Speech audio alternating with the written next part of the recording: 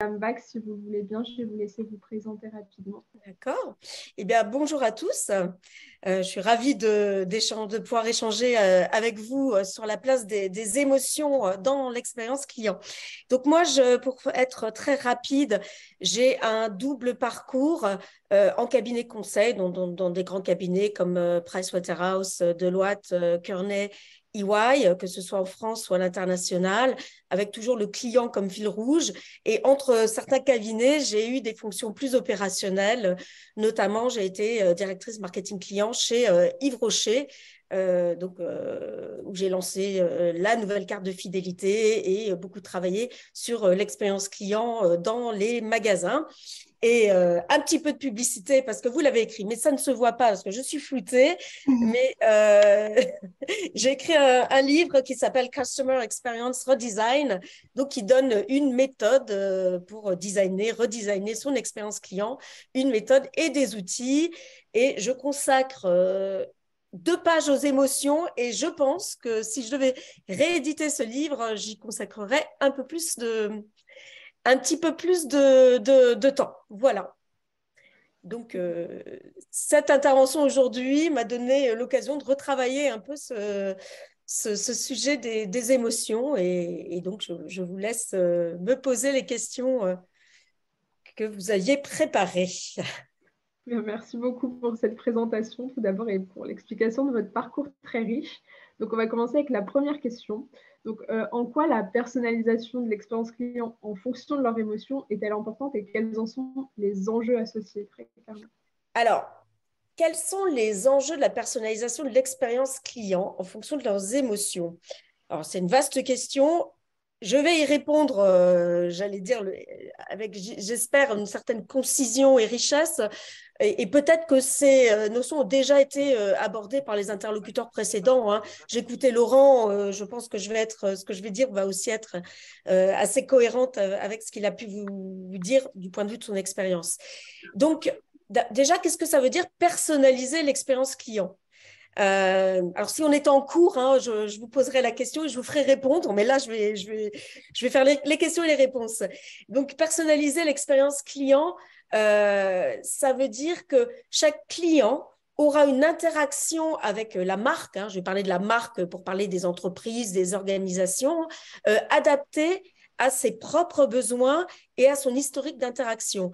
Alors, les interactions, hein, ça se fait à travers les produits et services, les collaborateurs, les communications relationnelles ou commerciales, hein, c'est tout ça, hein, l'expérience client. Donc là, la marque, par la personnalisation, elle va se concentrer sur les besoins individuels du client. Donc, ce n'est pas simple, ça va passer par de l'humain et ça va passer aussi de plus en plus par des outils.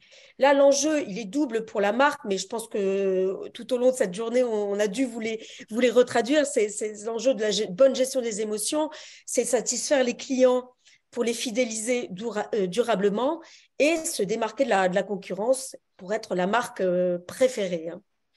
Parce que la fidélité, chacun a sa perception de la fidélité, mais ce que veut une marque, c'est être la marque préférée, celle où, sur une catégorie donnée, le client va dépenser un maximum. Maintenant, votre question, elle concerne la personnalisation de l'expérience client en fonction de ses émotions. Donc là, vous ajoutez 2 éléments clés pour une personnalisation réussie de l'expérience client. Le premier élément, c'est de savoir détecter les émotions vraies du client et les besoins sous-jacents. Parce que, en fait, les émotions négatives sont l'expression de besoins qui ne sont pas pris en compte, hein. Quand un enfant pleure, il a des besoins qui ne sont pas pris en compte, il ne sait pas parler. Mais un client, à travers des émotions, et on va en reparler des 6 émotions primaires et de leur déclinaison, c'est qu'il a des besoins qui ne sont pas pris en compte, en tout cas dans les émotions négatives. Dans les émotions positives, c'est que ces besoins ont été pris en compte. Et le deuxième élément, c'est savoir apporter la bonne réponse. Donc, le plus souvent de manière synchrone, hein, comme on a parlé, Laurent, au téléphone, via chat. Hein, quand on est en synchrone, on est en temps réel, mais aussi asynchrone, des mails, des courriers pour répondre à un contact du client en suivi d'un autre contact. Parce que quand vous avez un contact client, il se peut que vous fassiez un mail qui récapitule ce qui s'est dit ou qui récapitule les actions que vous allez prendre. Là aussi, il faut adapter sa façon de répondre. Donc, quelle est la finalité de ces deux éléments? Détecter les émotions vraies et apporter la bonne réponse. Eh bien, c'est d'établir ou de rétablir une connexion positive avec le client. Parce qu'en fin de compte, une émotion négative, c'est une perte de connexion avec le client ou c'est une connexion qui devient négative avec le client. Et c'est donc influencer ses décisions futures. Sa décision future, c'est, on va vouloir influencer le fait qu'il reste client de la marque, qu'il continue à bien parler de la marque, parce que dans le cas contraire, non seulement il ne va plus être client de la marque, et on le sait maintenant, on a dû vous en parler, il va exprimer son mécontentement sur les réseaux sociaux. Et là, souvent on ne maîtrise plus rien. Hein, parce que s'il exprime sur les réseaux sociaux de la marque peut répondre. S'il exprime sur d'autres réseaux sociaux, c'est beaucoup plus compliqué.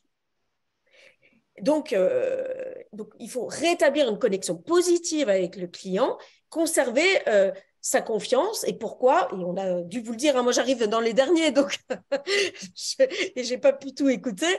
Tant il est vrai qu'en fait, les émotions, elles jouent un rôle crucial dans la prise de décision humaine, dans la prise de décision du client. Il va pouvoir rationaliser après, mais c'est l'émotion qui joue un rôle dans la prise de décision. Et les recherches en neurosciences, ça, elles montrent bien que les régions cérébrales qui sont impliquées dans une prise de décision, elles sont étroitement liées à notre système émotionnel. Et l'influence des émotions, elle serait 20 fois plus importante que la pensée rationnelle dans la prise de décision. Donc, voilà, les émotions, si vous avez choisi ce sujet, j'imagine que ce n'était pas pour rien. Voilà, j'essaie de répondre à la première question. Parfait, je vous remercie Madame Vax pour votre réponse. Là, on passe très rapidement à la dernière question avant de vous laisser la parole pour animer l'atelier sur l'émotion, bien entendu. Alors, donc, je vous coupe parce qu'on avait préparé 2 autres questions et je peux y répondre rapidement, mais je pense que c'est important, surtout la dernière question, parler des employés. Donc, je pense que l'humain est important. Voilà. Effectivement, j'allais vous demander comment vous arrivez dans vos anciennes expériences à aider vos employés à identifier les émotions des clients et à y répondre de manière appropriée. Si vous pouvez nous… Alors, moi, je vais pas vous… Si, je vais vous parler de mon ancienne expérience, effectivement, quand j'étais en contact du personnel conseiller de vente. Mais là, j'ai voulu, parce que j'ai travaillé en tant que consultante pour des centres d'appel, des services clients, me placer dans le cas concret d'un téléconseiller. Alors, ça va faire un peu la suite de ce qu'a pu dire Laurent. Hein. Je vais me placer dans le cas concret d'un conseiller en service après-vente, mais on pourrait décliner ça à un agent d'accueil, à un vendeur. Hein. Il faut que déjà savoir détecter les émotions vraies du client, hein, comme je le disais. Ça passe par plusieurs leviers. Déjà, prendre le temps d'écouter le client et le laisser s'exprimer sans aller tout de suite à la solution. C'est important de montrer son empathie et de reformuler la problématique expliquée. Et pour ça, je rebondirai sur comment on le fait. Ça va être essentiellement par de la formation et de la double écoute, hein, pour lui dire, là, tu n'as pas laissé le client s'exprimer. Il faut savoir, une fois qu'on a pris le temps d'écouter les émotions, ça a permis de qualifier les émotions ou la famille d'émotions. Alors, vous en avez peut-être déjà parlé, il y a des émotions à haute intensité, et là, je vais parler des 6 émotions primaires. Hein. Les émotions à haute intensité, c'est la colère, la joie et la surprise. C'est très fort, mais ça ne dure pas. Il y a les émotions à plus basse intensité, mais c'est plus dangereux souvent, qui sont des émotions de longue durée, qui sont la peur, avec la déclinaison comme l'inquiétude, la crainte, la tristesse, avec sa déclinaison qui peut être la déception, ou le dégoût, avec sa déclinaison qui est l'amertume.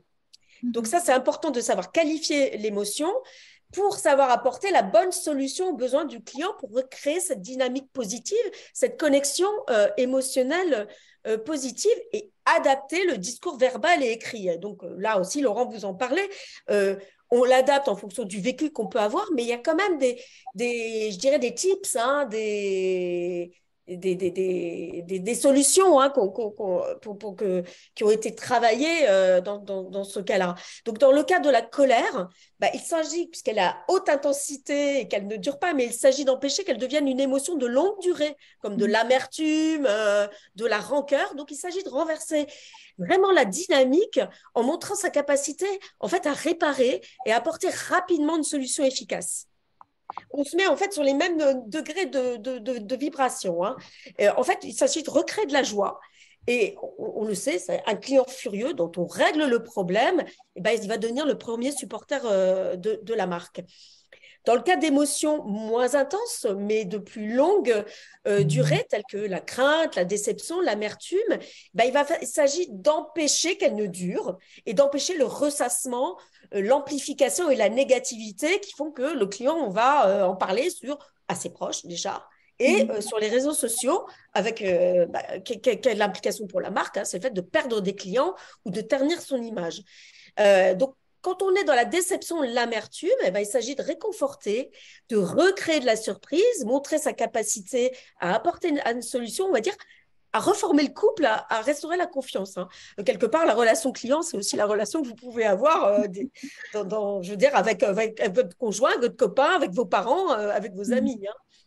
Dans le cadre de la crainte, il s'agit de rassurer le client, lui fournir les explications nécessaires, lui donner envie de rester dans la relation puisqu'on va lui apporter des solutions appropriées. Voilà. Donc, parfait, je vous remercie. Deuxième question. À la dernière, oui, qui est la deuxième en fait. Je voulais vous demander comment gérer une personnalisation de l'expérience client réussie cette fois en fonction des émotions du client. On est plus maintenant sur de l'émotion positive. Alors, moi, je n'avais pas préparé cette question-là parce que ce n'est pas celle qu'on avait préparée. Donc, j'en suis un petit peu désolée. Alors, gérer des émotions positives. Alors, je vais passer très rapidement sur le fait de comment on peut aider les employés à identifier les émotions des clients et à répondre de manière appropriée. Donc, il y a la formation à la relation et à la culture client qui doit améliorer le savoir. Donc, connaître les émotions, leur déclinaison, le savoir-être, l'écoute et l'empathie, le savoir-faire, la reformulation. Et puis, il y a le coaching aussi, hein, dans le cadre d'un centre d'appel, ce sont les doubles écoutes dont a parlé Laurent.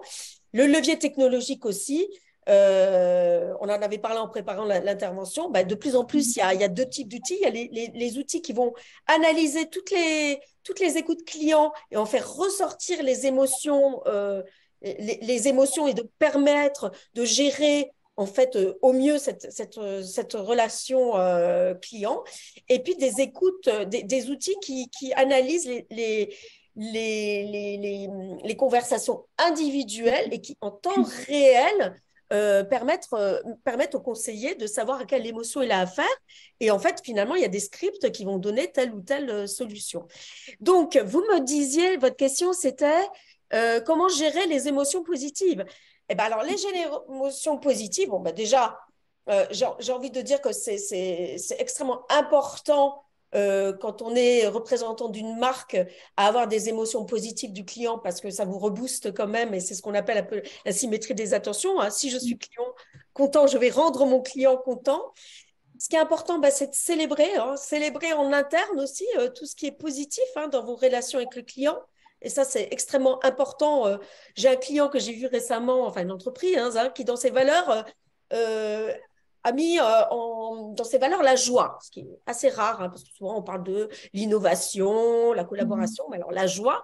Mais la joie, c'est célébrer les victoires clients, c'est célébrer les émotions positives qu'on crée chez le client. Et troisième chose, c'est de faire du client un avocat.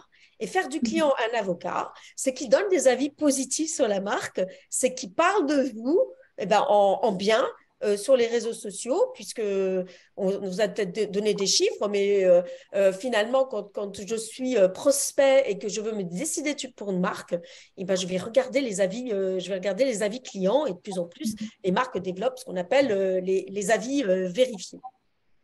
C'est ce qu'on appelle aussi, je pense, ambassadeur de la marque.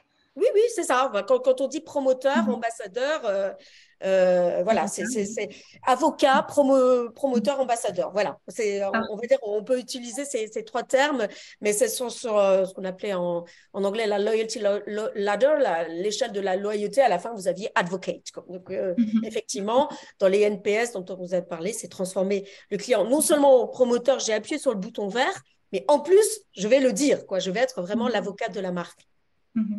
Parfait, on vous remercie d'avoir répondu à nos trois questions.